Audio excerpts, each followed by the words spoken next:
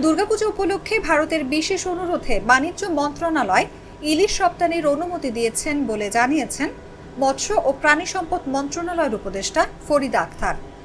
রোববার সচিবালয়ে মৎস্য ও প্রাণী সম্পদ মন্ত্রণালয়ের এক সভায় সাংবাদিকদের প্রশ্নের জবাবে তিনি একথা জানান। উপদেষ্টা বলেন, বাণিজ্য মন্ত্রণালয় স্বাধীনভাবে এটা দিয়েছে, তারা একটা অনুরোধের প্রেক্ষিতে দিয়েছেন। ভারতের দুর্গাপুজো উপলক্ষে বিশেষ অনুরোধ ছিল, সে অনুযায়ী তারা করেছেন, সেটা তাদের তো আমি জোর করতে পারি না।